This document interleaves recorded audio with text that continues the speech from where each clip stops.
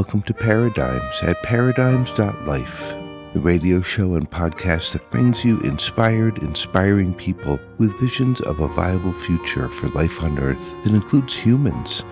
Hi, I'm Baruch, host of Paradigms. Thanks for tuning in. Really happy to be here with you, bringing you another wonderful guest. In this episode, we're going to be talking with a musician who's just released a beautiful record. I think you'll enjoy the music, and I think you'll enjoy what he has to say about the music and about other stuff too. So let's meet my guest right now on this episode of Paradigms.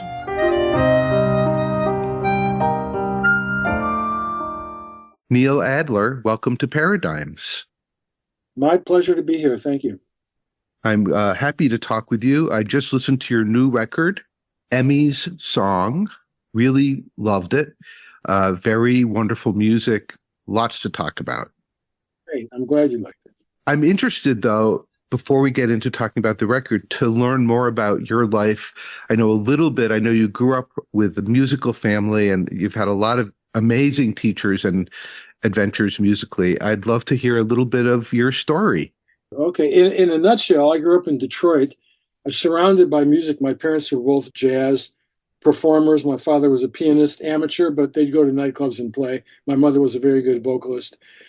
So I grew up with the best of American jazz, Ella and Duke and Errol Gardner and Ahmad Jamal from the time I was a child. But I didn't play that music. My brother taught me some easy things to play like Louie Louie, and so I played away at that. And by the time I was 20, I was already a proficient like blues and simple rock player, but I hadn't worked at it. And I continued college and everything and started studying jazz. And I came out to California for more study.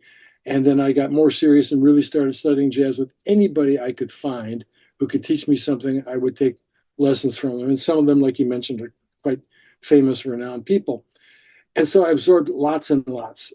During this time, I realized early on that the most important facet of music was rhythm, way more important than even the wonderful beauty of melody and the exquisite intellectual feelings of harmony, rhythm. And so I was dedicated to rhythm. I made 3 trips to Cuba and 2 to Brazil and just learned lots of R&B, soul, funk, fusion, things like that, in addition to the standard jazz swing, American songbook material. So I went off on sort of a tangent with the jazz that I like.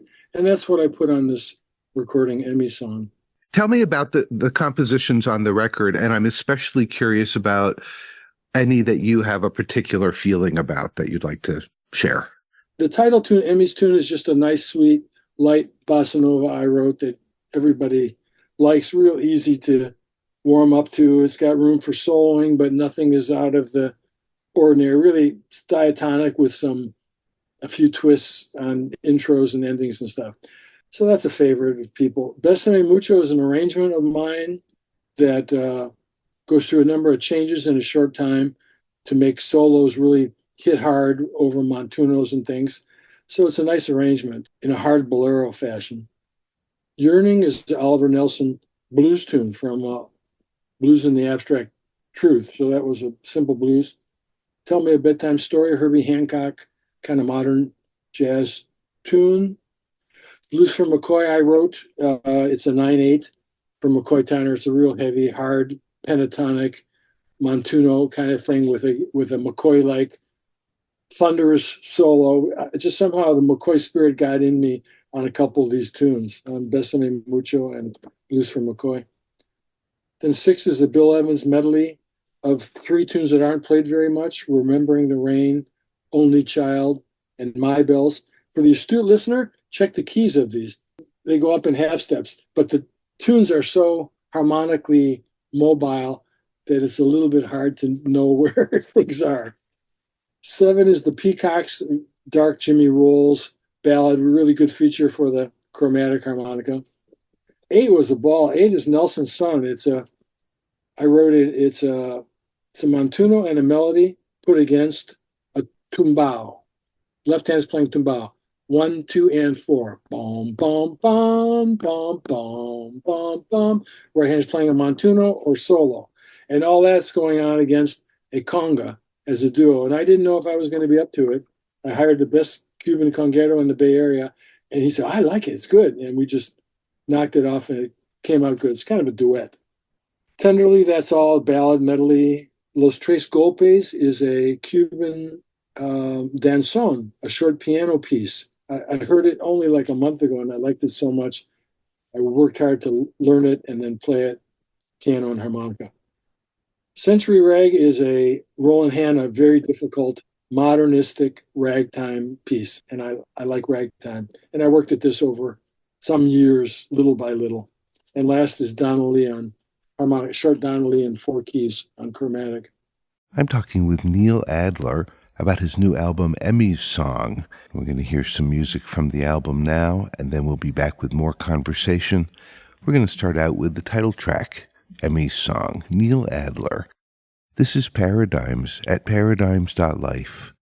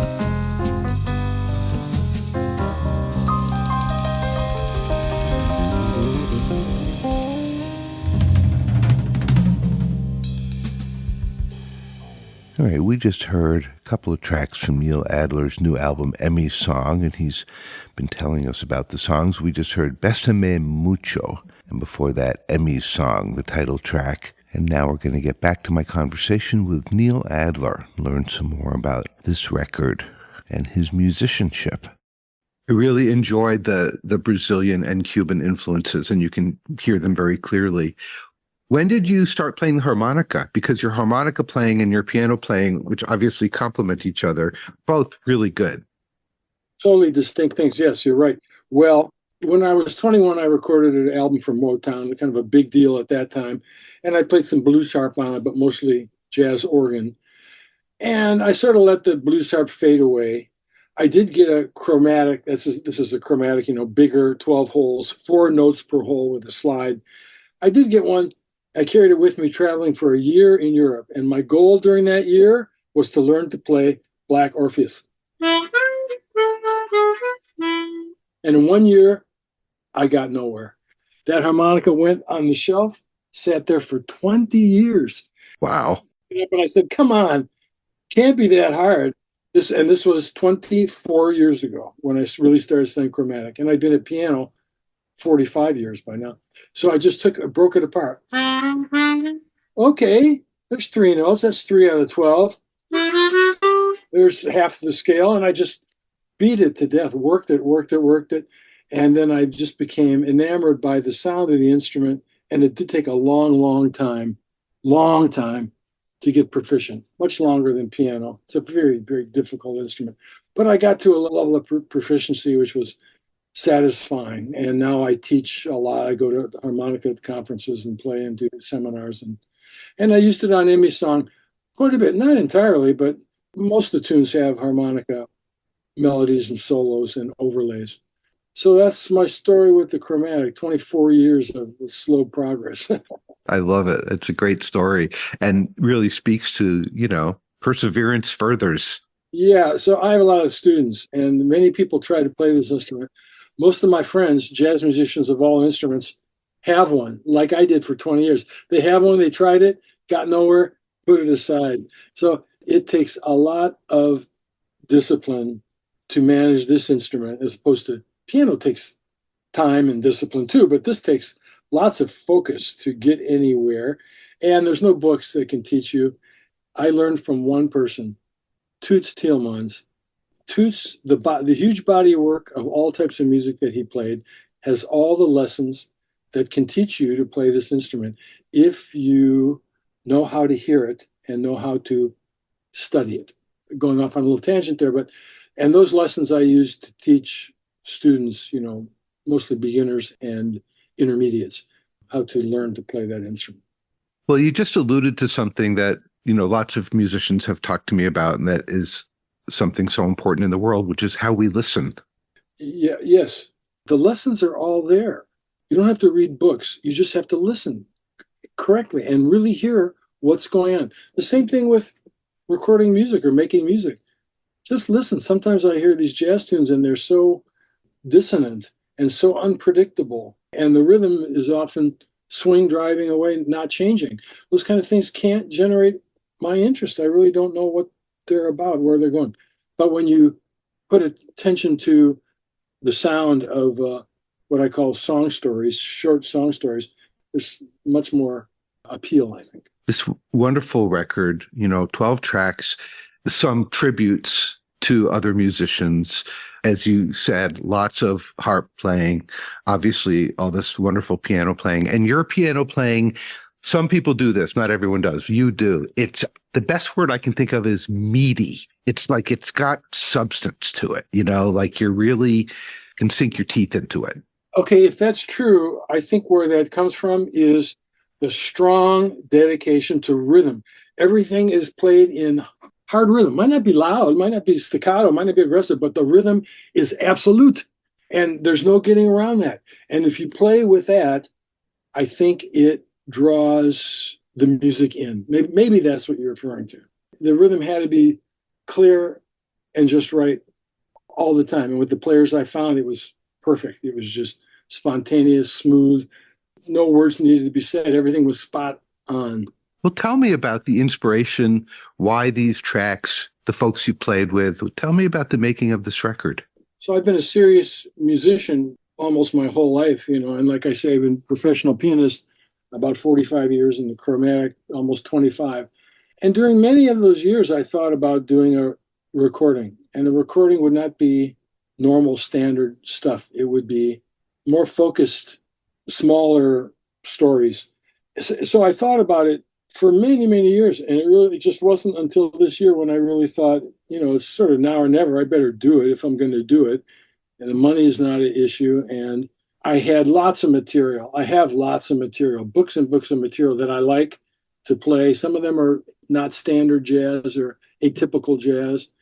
I picked out and played over the ones that I thought would make a nice variety. And it came out that there's, quite a bit of rhythm and only one sort of blues swing tune. That's the way it felt right to me. It felt right as a 12-tune package, like a CD you put on and you play top to bottom, which people download and stream and play one tune. Well, I meant for this to really be the background to something. And background doesn't have a negative connotation. It just means you don't have to think about it, but it gets in you. You absorb it.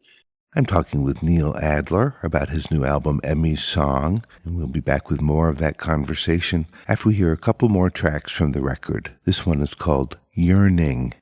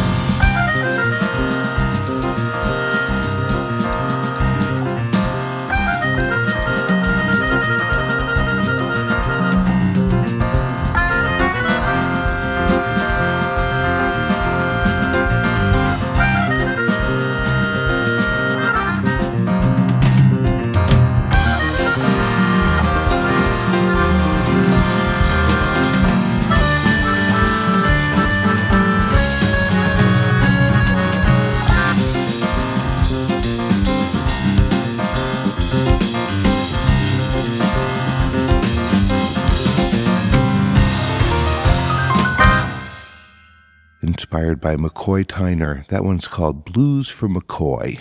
Before that, Yearning, from Neil Adler's new record, Emmy's Song. And now here's the next part of my conversation with Neil Adler. This is Paradigms at paradigms.life. And what about the other folks playing on the album? I mean, I assume they are friends of yours.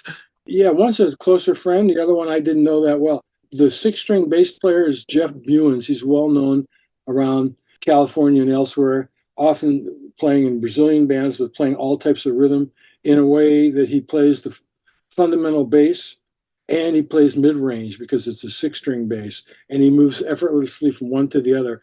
And that really works with the kind of piano playing and harmonica playing I like to do. So the texture is varied and the bass is not deep and muddy all the time. And him and I played together as a duo intermittently for some years, mostly harmonica and bass, but we've also done a piano and guitar. He's a wonderful guitar player, but I hired him for six-string bass, Jeff Buenz. And the drummer is very well, he's the most well-known. Akira Tana is a guy who's been around for a long time. He played for Quincy Jones, and he's on dozens and dozens of recordings as leader and bandmate. And I just knew that his kind of egoless, open-minded playing would enhance the music. And that's exactly how he plays it. He makes the drums support the instruments all the time. And I really like the way that sound came out. And did you record this live together, separately? How did that all go? Yeah, I picked the studio. I looked around a little bit and got a lot of input from other friends and picked a studio in Oakland, 25th Street. Wonderful studio. And we simply met there for the first time as a trio, ran through a little, the charts were all well done, not with a lot of detail, but the right form and the right outline. And Jeff, the bass player, made me have perfect charts because he didn't want any guesswork, and he wanted us to be able to play around it when you know what the fundamental is. It made good sense. It made for more free playing than if we were guessing about changes and substitutions and things.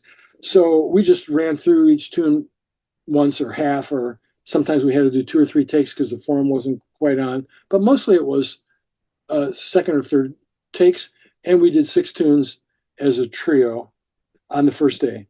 And then I went back and I did 5 piano tunes and harmonica overdubs, just me on the second session. And that completed the recording, except there was lots of mixing in a mixing studio and some harmonica changes in the mixing studio. But the main band date was 1, and then me 1. Well, we're past the COVID, everyone recording in their own home, sending tracks to each other thing. We've moved past that, although a lot of great music came out of that. I'm hearing from people how happy they are to be able to play live with people again. Yeah, this recording, the way this recording came out, if you really listen to it, it came out so spontaneous, and you can tell that it's not rehearsed to be spontaneous. It's just people listening and reacting and still keeping fair to the melody and not drifting far with the harmony, and always having the rhythm solid. And because we watched each other just very carefully. We did it in isolation, but we watched each other carefully. And I think it just came out so organic and so nice.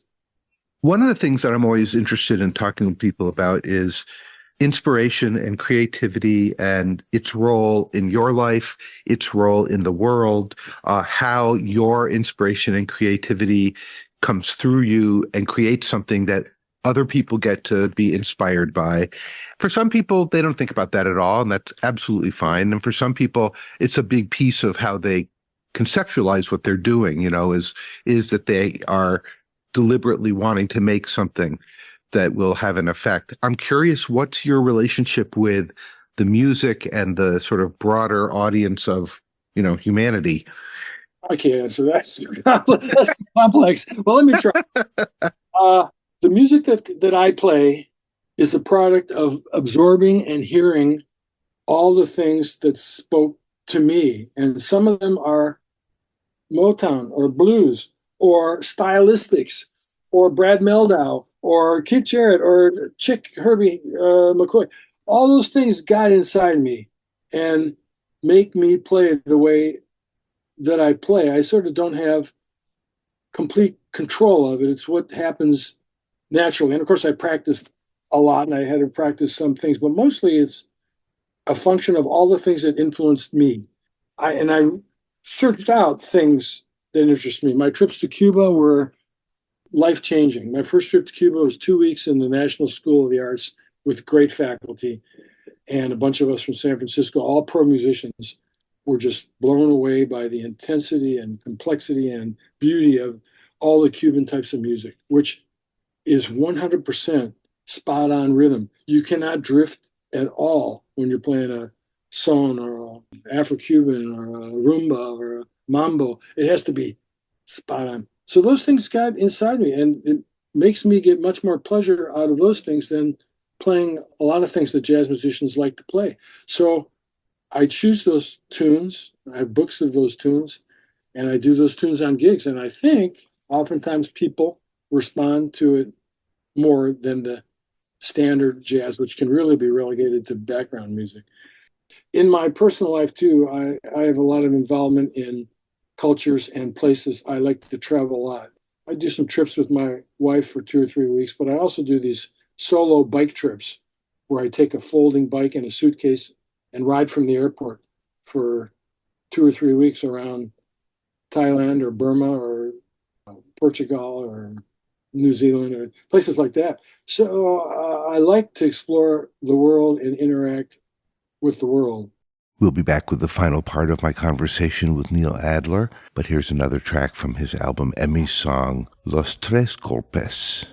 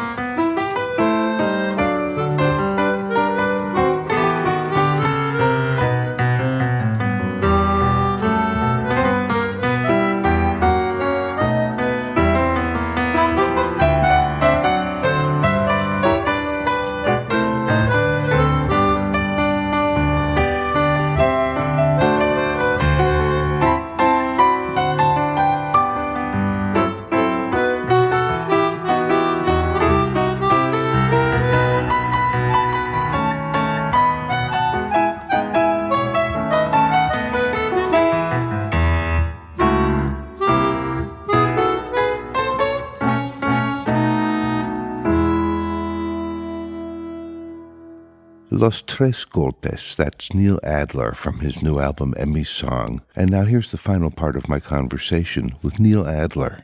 So how have those experiences of travel and experiencing different cultures and places and going places where you don't know the language and all of that, what has that done for you as a person? Well, it certainly makes me very independent because I will do bizarre things that nobody else will do without worry because I feel sort of mostly competent at doing them. So it makes me independent. It makes me a little less tolerant of people who don't try to interact with the world and make their life so safe and predictable that nothing is going to surprise them or astound them or interest them. But luckily, my wife is right. She understands and she supports my travel. I don't know exactly what else it does. It forms my personality. I do lots of strange things. Like, I like to swim. I like to swim in open water. I can go to the pool not pretty close by and swim in a nice, clean, chlorinated pool. It's not even crowded or anything. Or I can go to this lagoon that's water from the bay that comes through this network in Foster City, not far from here. And it's got some contaminant. I read the reports. It's got lots of oozy, grassy stuff, and sometimes it's a little muddy. And I often go there to swim just because I like to swim in open water by myself. So things like that. I'm sure there's a diagnostic entity for that. You're a curious person, and you're not interested in sacrificing learning for the illusion of safety. Yeah, that's for sure. Did you read that? Did you read something like that on the CD? Because there is something like that. No, I just made that up. Oh, the liner's notes, just the beginning. I guess I'm an adventurer, always eager to find new places and new music to explore. That's how it opens Well, up. there you go. Well, being a human with curiosity, I mean, this is how anything we've ever learned or developed comes out of curiosity. You know, if people are not curious, then they are stagnant. Yet people travel and they go to see what they know they will see. That's what the tourist does. Here we are at this time in the world, and, you know, we're both Americans and live in the United States, and there's a lot of stuff going on here that people have a lot of thoughts and feelings about. What are yours? Do you really want to go down this dark path? Well, you know, I think it's good for people to hear points of view and to, frankly, be affirmed by folks who are curious. And so I invite you to inspire listeners with your thoughts. Yes, I will respond. I live in California. I don't know any Trump supporters around here. Everybody you meet is Democrat for the most part, or a little open-minded. There are some lesser educated people, even some that I work with, that don't understand the news or understand politics or civics, and they might not be of that mind. But it's so clear to me, and should be so clear to everyone, that orange thing doesn't care, won't read, won't listen, won't think, is not very smart, is losing it, is dangerous, and is pathologic narcissistic. And you can add rapist and con man and convicted felon, and all those things are true. How can you possibly vote for them? I can't get past the moral argument. Did he rape a woman? Okay. Did he grab a bunch of others and say he could grab anybody? Did he fly with children, young girls on the plane over and over? I can't get past any of that. I don't know how anybody can. So here comes Kamala, and she is a breath of fresh air. We liked Joe. Joe did a good job, but he was clearly past retirement age, and he didn't have to do it and shouldn't do it. And her coming in the pictures brought new hope and inspiration and money and support and energy to the defeat of Trump, which has to happen and looks like it will happen. So that's my viewpoint. Thank you.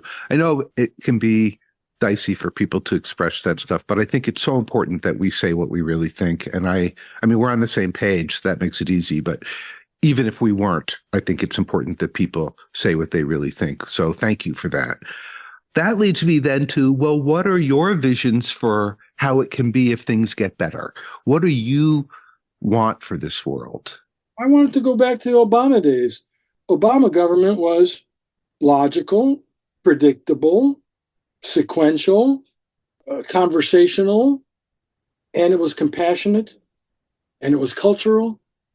It had all of the Camelot features of the Kennedy days. I just wanted to go back to that. That's the way it should be all the time. And anybody in that role ought to be intelligent and open-minded and compassionate and, a normal human. And Joe was, but his age was getting him. So I just wanted to go back. And I think that's where we're headed. There's a lot of dark forces and there's a lot of people in the darkness, but hopefully they will fade away. I think it would become clear how misguided their energies were. And hopefully they'll fade away and come back to some element of humanity. Well, Neil Adler, thank you so much for talking with me. I'm really glad you're out there making this music and, saying what you have to say and sharing really the good feeling of the music with us. This is good feeling music and we need it. Thank you. That sounds just great to me. Thank you so much. Neil Adler, thank you so much for talking with me. I really appreciated your time and the conversation and how straightforward you are about what you have to say. And the new record, Emmy's Song, is really a great listen. Neil is really an example of what happens when someone decides to do something, even if it's hard, playing the harmonica, which sounds like maybe not such a big deal, but you try. It's not an easy instrument. Folks, if you'd like to know more about Neil Adler's music, his website is neiladlerharmonica.com, Neiladler harmonica.com. Definitely check him out. And Neil, thank you so much for being on the show and talking with me and sharing your music and your very clear thinking. And folks, if you enjoyed this episode of Paradigms, I hope you'll visit the Paradigms website at paradigms.life, where you'll find this episode and all others archived and ready to download. And at the bottom of that page, you'll find a link to my latest project, an audiobook, The Prophet, by Khalil Gibran, narrated beautifully by Starhawk. I hope you'll check that out as well. One of the things that really struck me in my conversation with Neil was he sought out really great teachers. He wanted to learn to be really good at this craft of music making. One of the things you do when you want to learn something